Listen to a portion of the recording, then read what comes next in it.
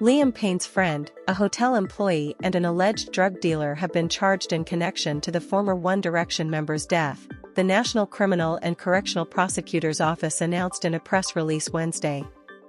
The friend, who was not identified but reportedly presented himself as Payne's manager, was charged with abandonment for allegedly failing to inform the late singer's family that he had suffered a drug relapse, La Nación reported.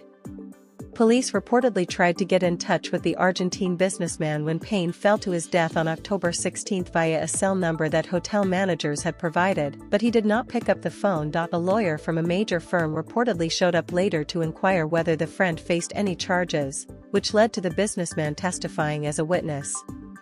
A judge then decided that the friend had allegedly breached his duty of care with respect to Payne.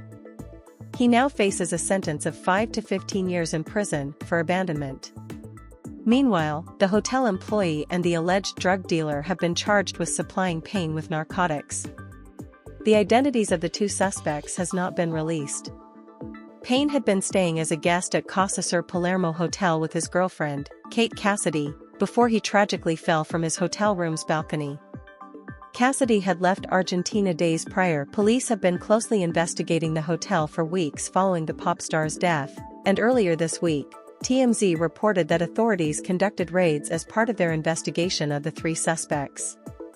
Police reportedly searched hotel lockers, reviewed security footage and obtained items of interest such as documents and videos from the lobby and courtyard.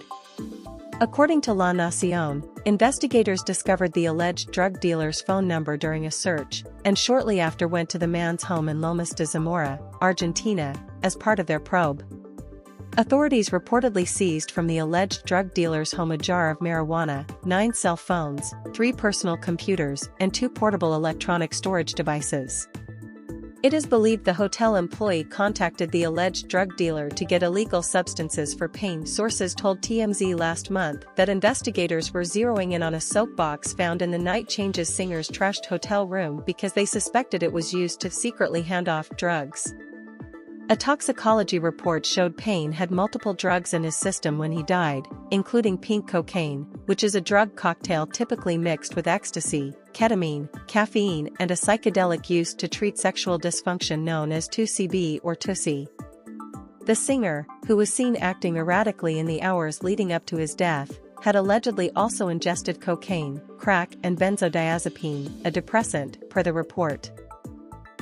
Photos investigators took of the troubled star's room also showed drug paraphernalia scattered all over a table, including clonazepam, which is used for epilepsy, involuntary muscle spasms or panic disorders.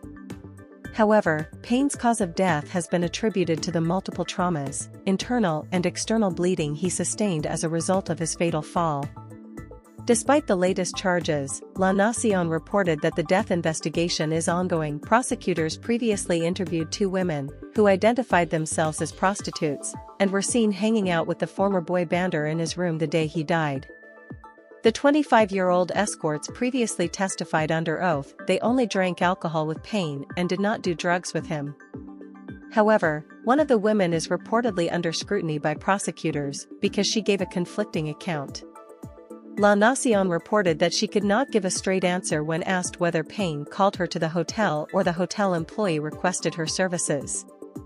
It's been widely reported that the prostitutes fought with the strip-that-down singer because he allegedly refused to pay them.